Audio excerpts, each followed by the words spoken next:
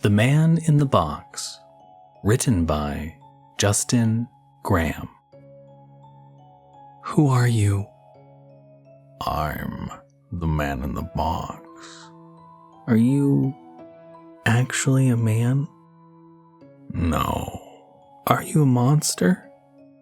What do you think, Jeremy? I think you're a monster. I think you're right, Jeremy. Why do you live under my bed? Where else are monsters supposed to live? The bed creaked, and the Jeremy-shaped lump in the mattress shifted, nervous. I brushed the fabric with a fingertip and shuddered in delight. Why are you under my bed? I've always lived in this house. You are sleeping in my bed. We brought this bed from my dad's. My house, my room, my bed. You should leave. I should. Why? Because my stepdad will make you. I chuckled. He sounds very scary. He's not scary, he's nice. But he's strong and he'll protect me. Are you scared of me? Yeah, no, I'm not. Brave boy. I am brave. Why aren't you scared? Because you're under the bed, and you can't get me if I don't climb out. Is that so? Yes. Do you want to know something? Yes. I really like your friend. Which friend? I have lots of friends. The police dog. You mean Chase? Yeah. I really like how you hug him before you go to sleep. He didn't reply for the longest time. I had to hug myself. This was so much fun. I also like how you wear your dad's necklace when you come back from visiting him, and you go to sleep holding it. How did you know that? I also like how you count the sheep your mom and stepdad painted on the wall when you fall asleep. How did you know that? I could feel the agony in his little voice. I almost started giggling. Because monsters can come out from under the bed whenever we want to. I come out all the time, sometimes when you're awake. I sneak into your closet to watch you. But my favorite is when you're asleep. I like to crawl out and stand next to you, watching you. He started to cry quietly.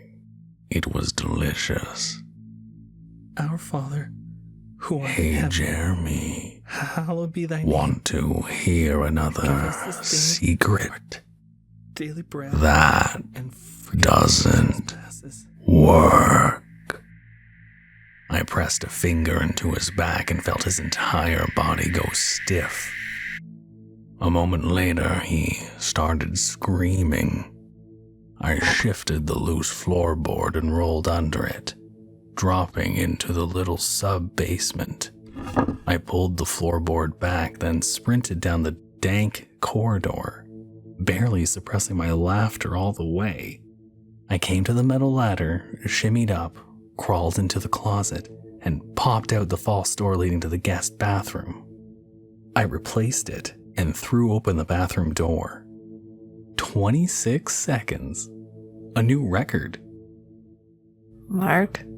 Helen popped her sleepy head from her bedroom. I waved her back. Go back to bed, babe. I got this. I opened Jeremy's door to his tear-stained face. What's the problem, buddy? The Traffic Light, written by MortifyMore. Anybody would have run that light, drunk or not. You know, after I got out, I went back there. I sat in the lots nearby just watching that intersection. The one where Alexandra meets Faulkner. Did you know it takes an average of 3 seconds, full Mississippis, for green to change to red? On all 4 sides it's like that, except on Thursdays at 10:23 p.m. Coming in the east, the light goes from green to red in half a second, and the other lane switches to green about 5 seconds earlier. Ain't that something? Dr. Batter put down his notepad. That's what you said 25 years ago. You think the intersection is broken? No. Dr. Batter looked up from his notes to the man with the shrunken face that told of only regret and pain. I thought 25 years ago, I thought it was broken. I know it ain't broken. So then it's programmed wrong? No, it's programmed to change lights based on calculations. Calculations put there probably 4 decades ago. No, it's something else. That intersection ain't busy. Nobody pays attention to the lights. Nobody's noticed it before, but I did. And I think it knows I know.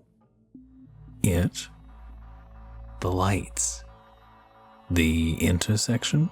No, the lights. A moment of silence washed over the room. Then the clock's sharp ticks crept into existence. Mr. Grath, are you saying that the lights have some weird quality to them? That they're behaving in a way they're not meant to? I think it's acting the way it means to, like it wants. To cause accidents, like yours. Yes. The clock suddenly chimed in, gears and sprockets and details hidden away in the brown shell working in a common goal to tell time. It chirped 1, 2, 3, 3 o'clock. Satisfied with itself, the clock grew quiet, then resumed its soft ticking. It had completed its task. Now it waited for the next opportunity. Appointment's up, Mr. Grath. I'll see you next week. The 2 men stood, but Mr. Grath grabbed the doctor's arm. It knows. Dr. Batter traveled down Alexandra, heading south back home. The dashboard read 10:23 p.m. After his meeting with Mr. Grath, he dined with a colleague, but his mind could not focus on the jovialities with a dear friend, for he thought about what his patient had said about the murderous light. Mr. Grath had nearly 2 decades taken from him, and reasonably he'd obsess over the cause. A bright red signaled for him to slow, and as the car crawled slowly, he saw Faulkner extending perpendicular to Alexandra on a pole. His chest tightened. He stared at the intense red. Then a quick flash, the red morphed to green. He did not move. Suddenly, a semi flew by going breakneck speeds. He looked back at the light, which seemed to glow for him alone. Before he could react, it changed back to yellowless red. And like a blood moon, it hovered, crimson and patient.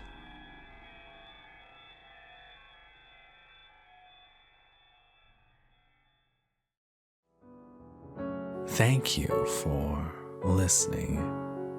You can probably handle another horror story, right?